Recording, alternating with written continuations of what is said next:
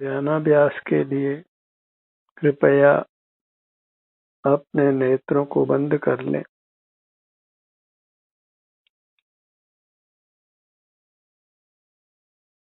अपने ध्यान को अपने शरीर पर ले आएं।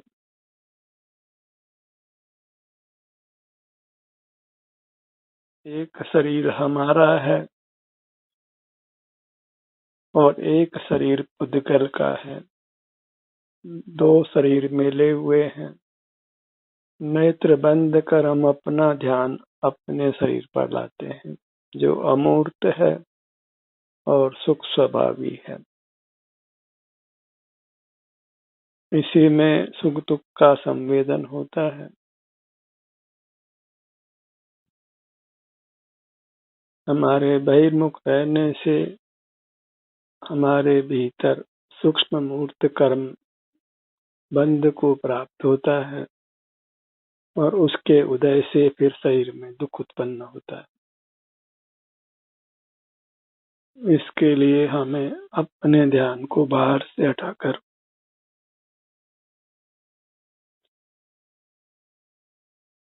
शरीर पर ही लाना है। अपने शरीर को भूलना नहीं है, निरंतर इसका संवेदन करते हुए रहना है, क्योंकि यही एकमात्र सुख का स्रोत है। हमने अपनी अमूर्त काया का विस्मरण किया है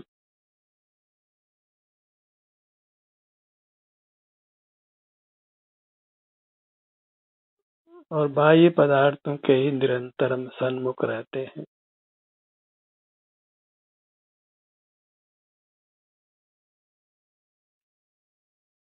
अपना मुख अपनी ओर कर लीजिए।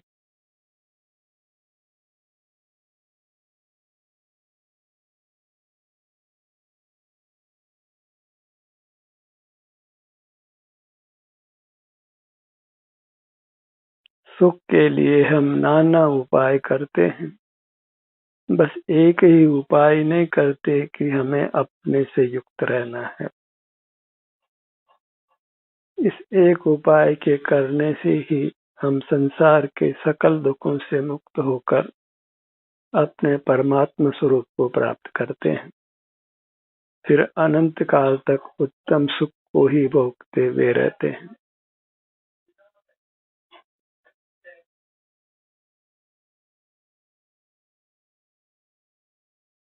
इसलिए कहा है, जिसका करना चाहिए स्मरण उसका हमने किया है विस्मरण, और जिसका करना चाहिए विस्मरण उसका हम करते हैं स्मरण। बाहर की दुनिया जो कि माया रूप है, सदा हमारे संग नहीं रहती, उससे ही हम निरंतर युक्त रहते हैं और अपनी अमूर्त काया जो सदा हमारे साथ है, उसी का हम विस्मरण करते हैं। अपनी अमूर्त काया ही आनंद का स्रोत है, असीम आनंद का, उत्तम आनंद का, अतीन्द्रिय आनंद का। इसलिए इससे सदा युक्त रहना है।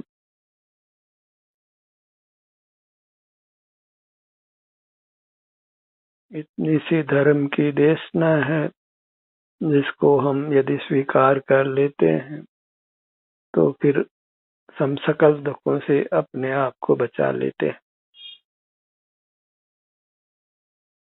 अपने ध्यान को अपने नाभि भाग पर लाइए।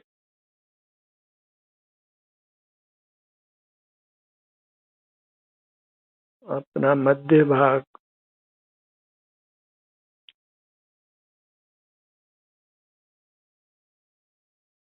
पूरे पेट को अनुभव में लीजिए।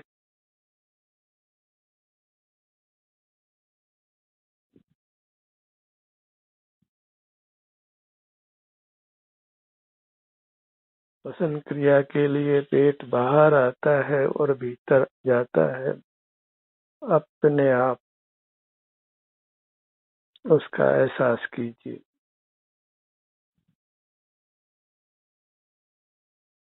हमको श्वास लेना नहीं पड़ता है, छोड़ना नहीं पड़ता है। यह क्रिया स्वतः होती है, बस हमें उसके प्रति जागरूक होना है।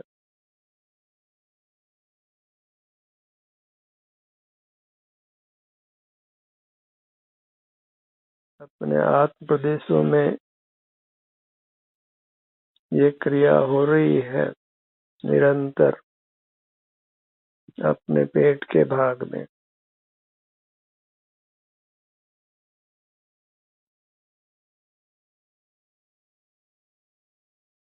इसका एहसास करने से हम सकल राग द्वेष से मुक्त रहते हैं, कर्म के बंधन से मुक्त रहते हैं। बहिर्मुखता से बचाव होता है,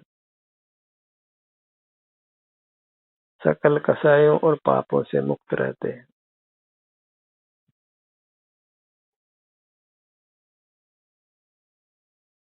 पर्याप्त ऑक्सीजन का सतह ग्रहण होता है और उससे हमारा शरीर स्वस्थ रहता है।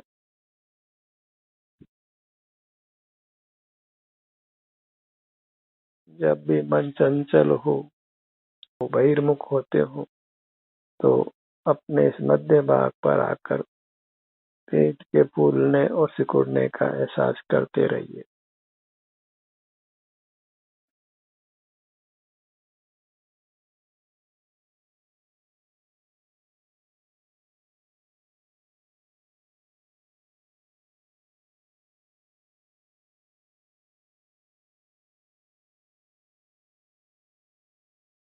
इस क्रिया से जीवन है, यदि ये क्रिया बंद हो जाए तो मरण हो जाता है।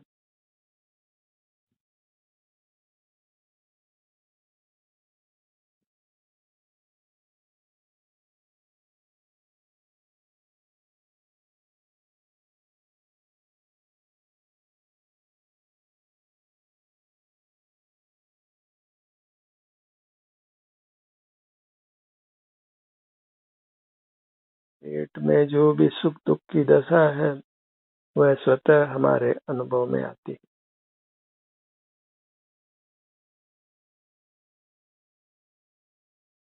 हमारी अंतर्मुखता ही हमें कर्मों के बंध से बचाती है और संचित कर्मों से मुक्त करती है।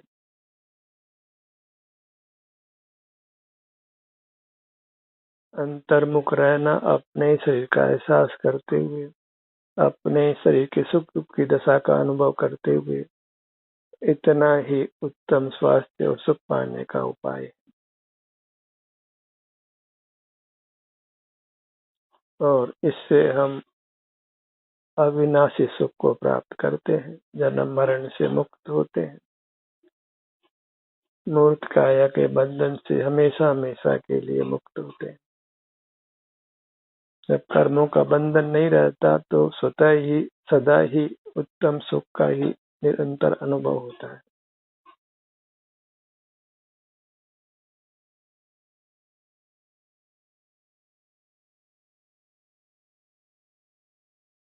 पैरों से लेकर सिर तक इतना ही अब हमारा क्षेत्र है, इतने ही हम हैं जो हम सुख के बने हैं। तो अपने से युक्त रहना है।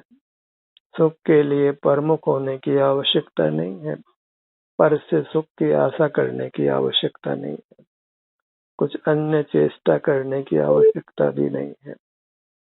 एक ही चेष्टा, अपना मुख अपनी ओर करना, वह चेष्टा ही हमें सकल दुखों से मुक्त कर पूर्ण सुखी करती है।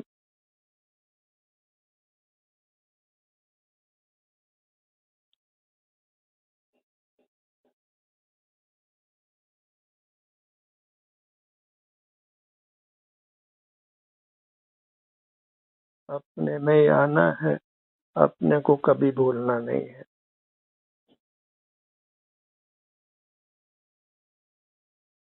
भूल आपको हैरान हो गया। अपनी अमूर्त काया को भूलकर ही जीव नाना दुखों को भोगता है, नाना कष्टों में आ पड़ता है, नाना तनावों में, नाना रोगों में, नाना प्रकार के प्रतिकूल प्रसंग स्वतः बनते हैं। जब हम अपने को भूल जाते हैं, बहिर्मुख रहते हैं। सारा लोग दुखों से त्रस्त है क्योंकि बहिर्मुख रहता है। नाना सुख के उपाय करते करते भी दुख में आ पड़ता है। बस एक ही यथार्थ उपाय नहीं करता है, अपना मुख अपनी ओर रखना, अपने शरीर को, आभ्यंतर अमूर्त शरीर को नहीं भूलना। यही वैभव है हमारा, इतना ही वैभव है। हमारी अमूर्त काया ही हमारा असली धन है, जिसकी हमने रक्षा करनी है, जिसको हमने कर्मों के बंधन से मुक्त रखना है। निरंतर इससे युक्त रहकर इसी का सेवन, अनुभव, वेदन करते हुए रहना है।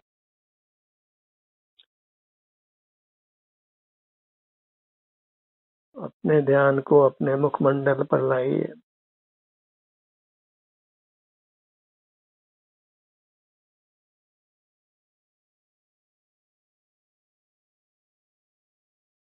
सिर से लेकर ठुड्डी तक, बाएं कान से दाएं कान तक, नासिका से सिर के पीछे तक, समग्र मुखमंडल पर अपने ध्यान को पसारिए। इससे युक्त रहिए।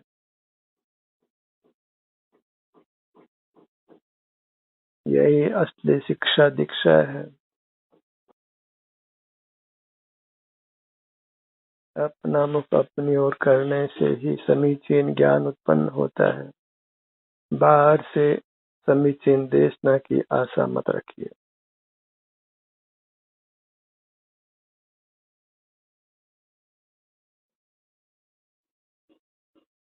मोक्ष मार्गी जीव अत्यंत विरल हैं और पर उपदेश कुशल बहुतेरे।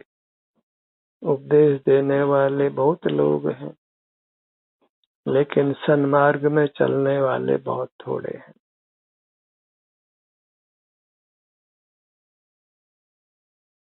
जो सन्मार्ग में चलता है वो तो शीघ्र ही मौन हो जाता है, संसार सागर से पार हो जाता है। मोक्ष मार्ग में चलने वाले लोग अधिक समय तक संसार में नहीं रहते। संसार मार्गियों से भरा रहता है, इसलिए संसार मार्गियों से युक्त रहना योग्य नहीं है। इसीलिए कहा है, अकेले चलो रे। नाना जीव नाना प्रकार से धर्म की व्याख्या करते हैं और बहिर्मुखता में ही धर्म को प्राय स्थापित करते हैं। अपने आभ्यंतर काया की स्वीकृति बहुत अल्प जीवों को है।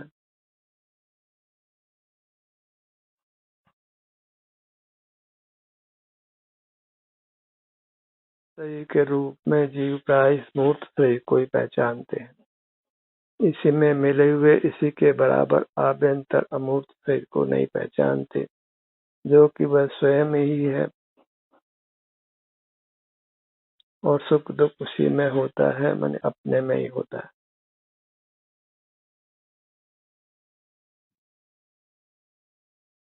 अपने ध्यान को अपने सिर के भाग पर लाइए, सबसे ऊपर का भाग,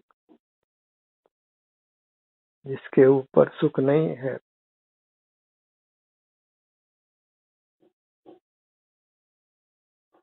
नीचे पगतली पर आइए, जिसके नीचे हम नहीं है। बस सिर से पांव तक इतने विस्तार में ही हमें अपने आप को सीमित रखना है, अपने ध्यान को सीमित रखना है। इससे परे अपने ध्यान को, अपने उपयोग को नहीं ले जाना है।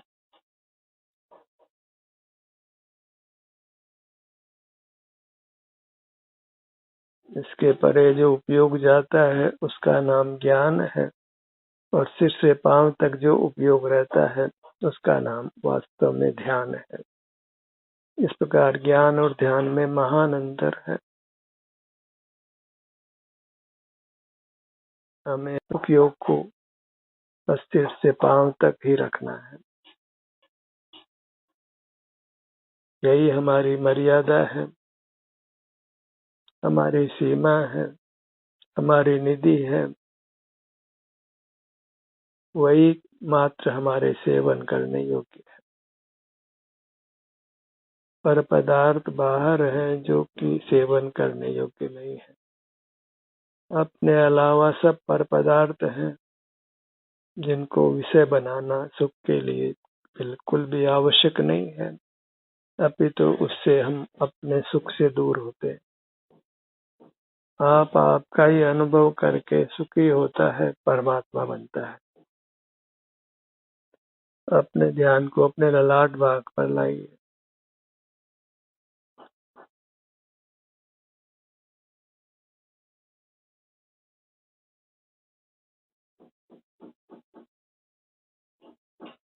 हम सुख स्वभावी होने से वास्तव में परमात्मा है।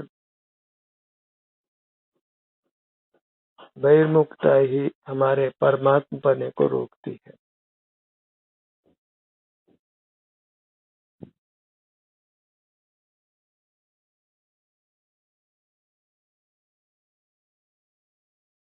बहिर्मुख जीव सब प्रकार की कसाई करता है, सब प्रकार के पाप करता है, आगे और पीछे।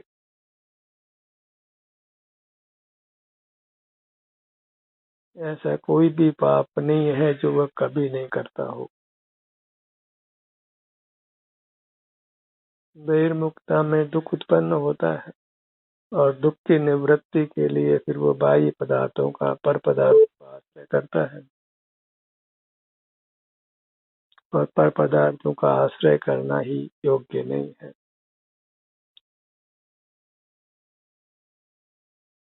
जब अंतर्मुख रहते हैं तो फिर हम सुखी रहते हैं और किसी बाह्य पदार्थ की आवश्यकता नहीं रहती।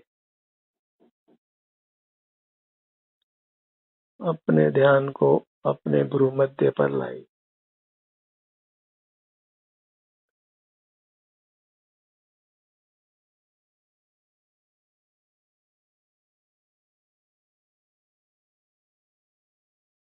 ध्यान पुनरावृत्ति रूप है। पुनः पुनः हम अपने ध्यान को अपने अंगों पर ही लाते हैं, अपने उपांगों पर लाते हैं, अपने शरीर पर लाते हैं। नेत्रों को बंद रखते हैं, मौन रहते हैं और कुछ विचार नहीं करते।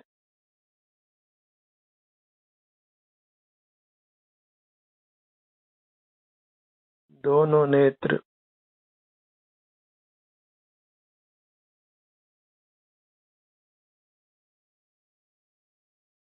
धर्म एक अत्यंत गुप्त क्रिया है जिसकी वास्तव में किसी को खबर भी नहीं पड़ती।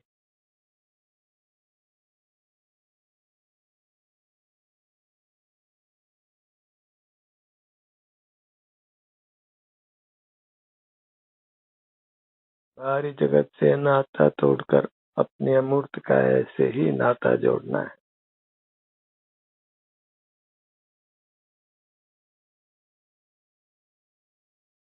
दोनों नेत्र,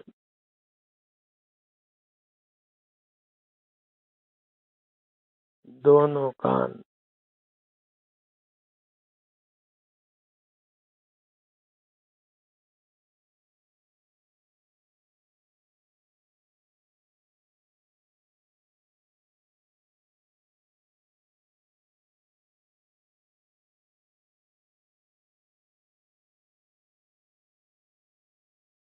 अपने मुख के भाग पर आइए।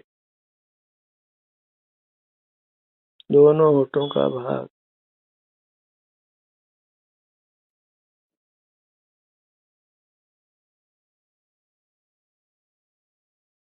ऊपर दोनों नथनों का भाग,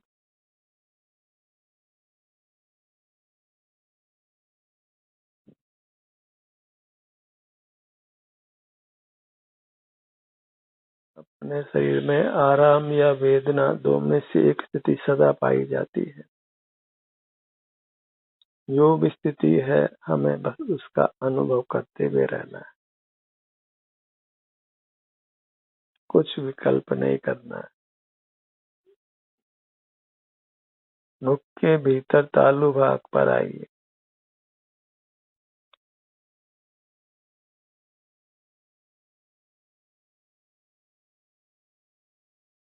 केवल अपना मुख अपनी ओर करके रहना है और अपने सुख को भोगना है।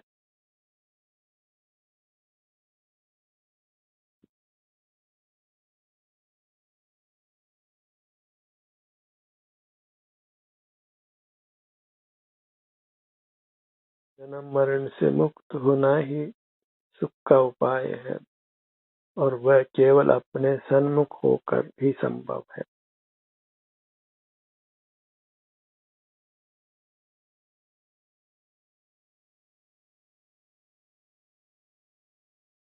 ठुड्डी का भाग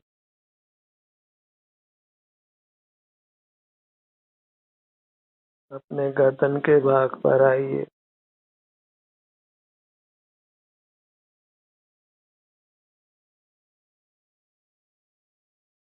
हमारे लिए अपनी अमूर्त काया और उसके अंग उपांग ही महत्वपूर्ण है, सर्वस्व है, आराध्य परमात्मा है।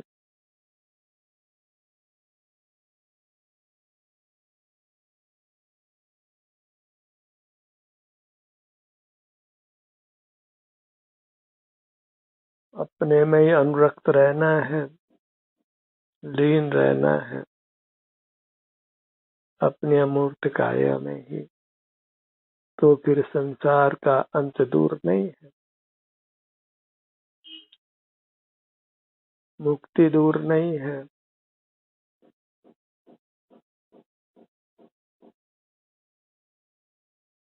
संसार में रहते हुए कब कौन सा दुख आ पड़े कोई नहीं जानता है, क्योंकि जो काया हमारे साथ बंधी है मूर्त काया वह विनाशी है और उसके विनाश के साथ हमारा विनाश होता है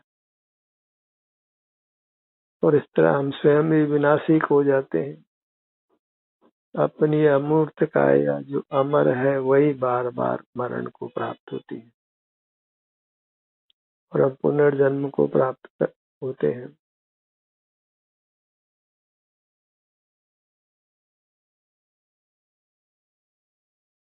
अपने ध्यान को अपने धड़ भाग पर लाइए। विशाल है धड़ का भाग,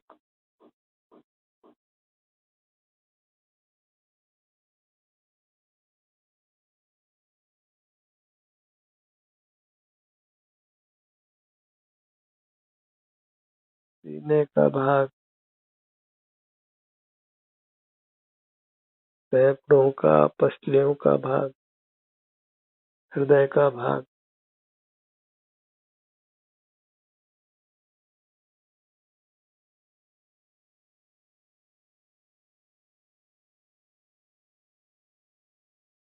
मूर्त काया में मिले हुए हमारे आत्म प्रदेश भी वही नाम पाते हैं जो मूर्त काया के अंगों के उपांगों के नाम है।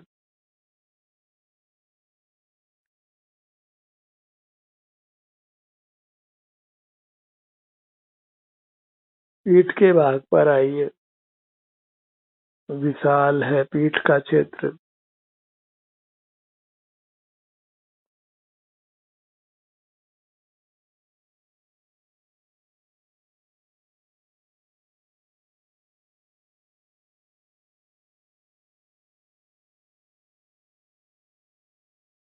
अपने दाहिनी भुजा को लक्ष्य में लीजिए, वेदन में अनुभव में लीजिए। पांचों उंगलियां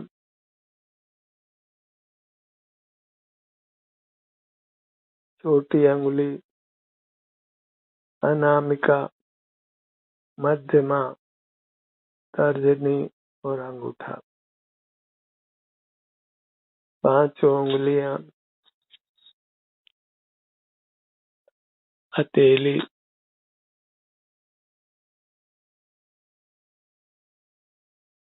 आप जिस अंग पर भी अपना उपयोग ले जाना चाहें ले जा सकते हैं, पर रहना अपनी अमूर्त काया पर है।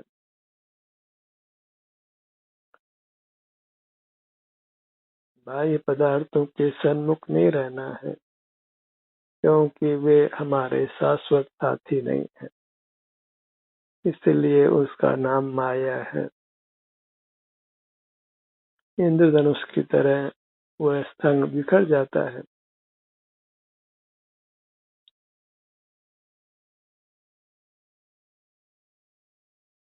आप अकेला अवतरे मरे अकेला हो, या कभू इस जीव को साथी सगा न कोई।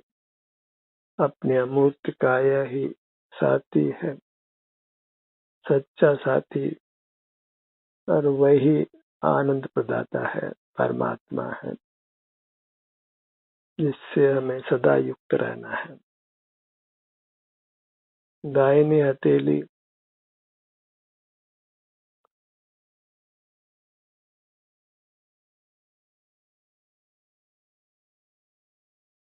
हथेली के भाग में संवेदना स्पष्ट अनुभव में आती है।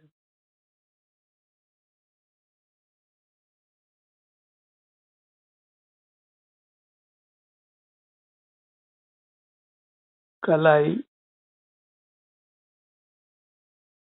कलाई से कोहनी तक की आगे की भुजा, कोहनी और कोहनी से कंधे तक की ऊपर की भुजा, कंधा, बायां कंधा, बाईं भुजा,